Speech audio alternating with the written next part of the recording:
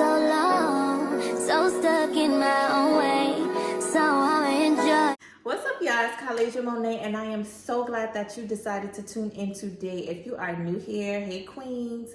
If you are returning, hey queens. And if there's any guys here, hey kings. Be sure to like, comment, and subscribe. Don't forget to push that post notification bell so you can know each and every time that I post a video. So let's just jump straight into it. This girl talk is a little bit different.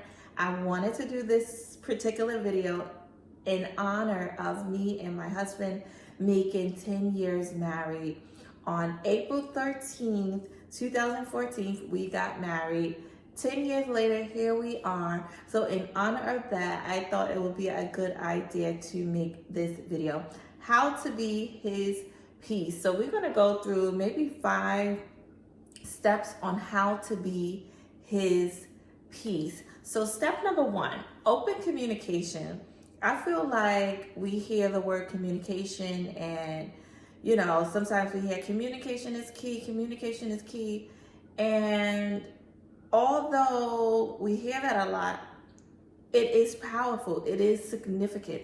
If you can be open and honest with your spouse, the person that you are with, about everything, what you're feeling, what you're thinking, what you are planning, that will add so much value to your relationship. Never think that what you're feeling or what you're experiencing or what you're dealing with is too much for someone. If you are truly with a good man, if you are truly with a God man, then you being open about what you are feeling is just only going to add to your relationship and not take away.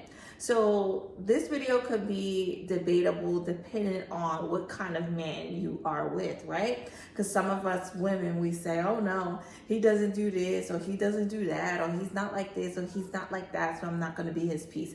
I am specifically talking about a good man. So when you have a good man, you want to be his peace. You want to add value to his life. You want him to excel and blossom just like you want the same for yourself. So the first step is open communication. Communicate everything with your spouse.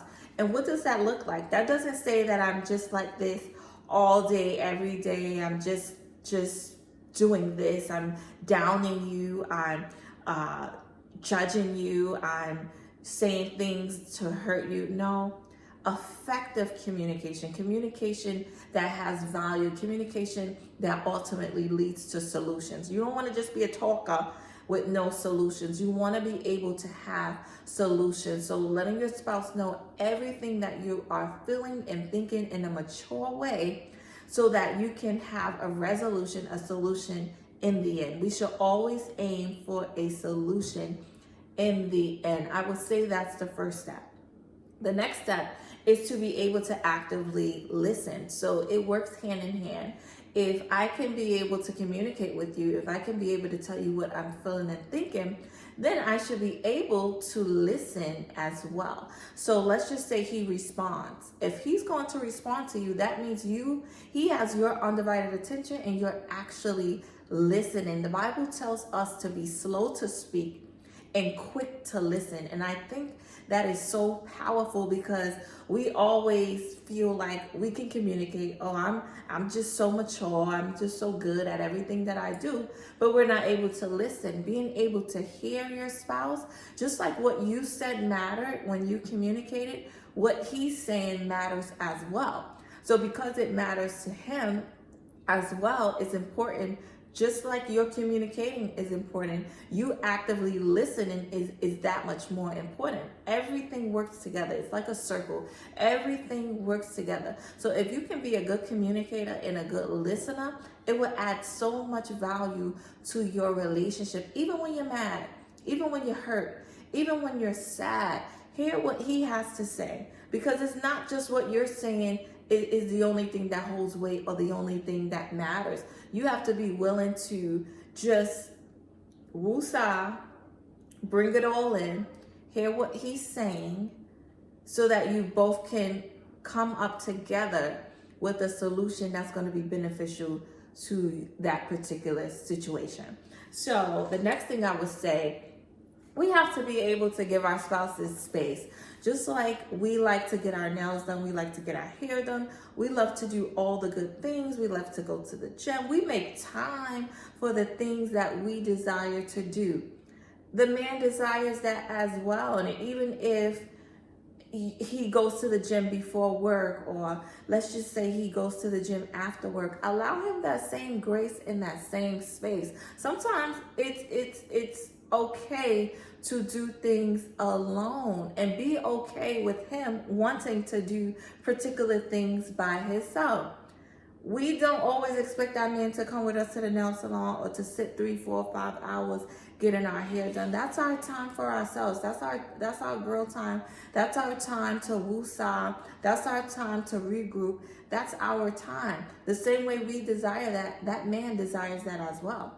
So whether that's the barbershop, the gym, just going for a walk, just doing something that he likes to do by himself. Give that man that space. Give that man that same grace in that same space that you desire. And I'm telling you, your home will look like a whole completely different home. You will add so much peace into your home that everybody is getting what they need. Everything is working together so that I'm not just satisfied, but he's satisfied too. I'm not just full and whole, but he's whole too. You want to make sure that everyone is getting what they need. So in order to be his peace, let him get that space. Let him get that time away from you. Okay? All right, let's go to the next thing. Staying non-judgmental. Sometimes when we go through different situations or different challenges or disagreements, we find ourselves in a space where we are judging. You never want to judge your man, ladies. Don't judge him based upon an assumption, or based upon a moment, or based upon action that happened temporarily. Because guess what? If somebody did that to us, we would read them like a book.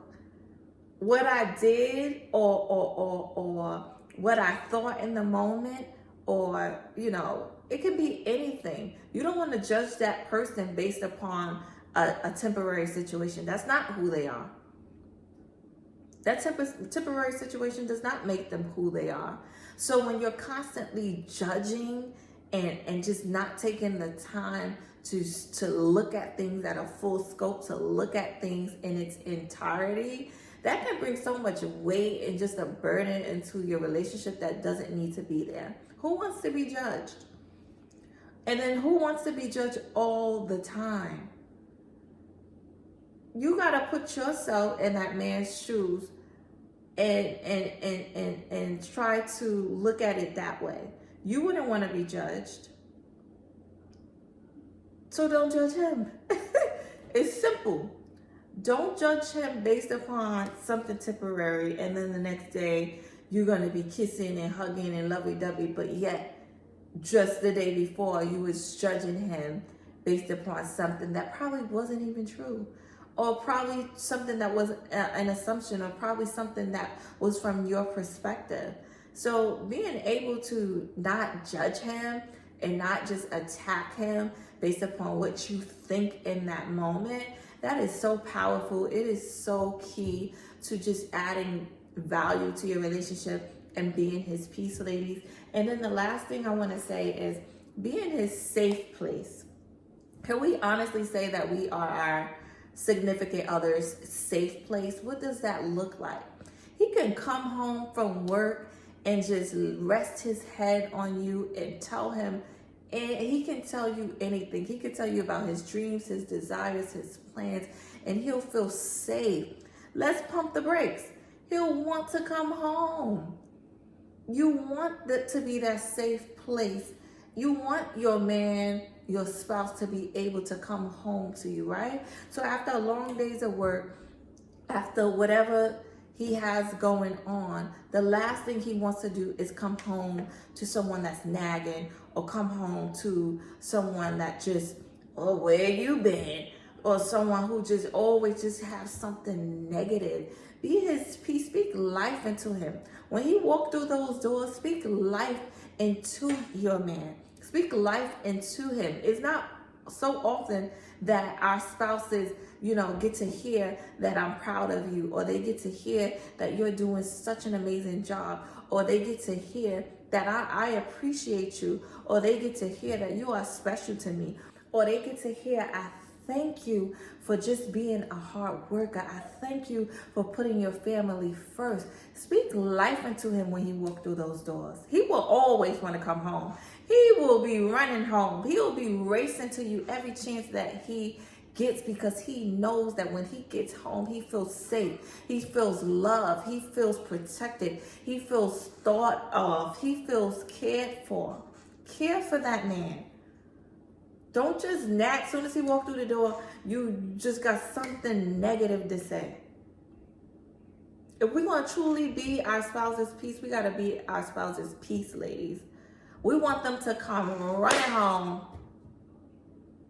We want them to come racing home just to get to their safe place. And their safe place is not just their home. Their safe place is you. Their safe place is what you contribute. Their safe place is your heart. Their safe place is how you show up for them. Their safe place is how you treat them. They go through enough already.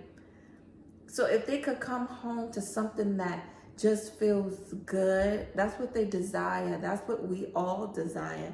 That's what we all want. That's what we all want to feel. So I pray this video encourages you, it inspires you, and it helps you to be your man peace, ladies. Let me know if you want me to do a part 2. I'll see you on the next video. Joy, this moment is the day that the Lord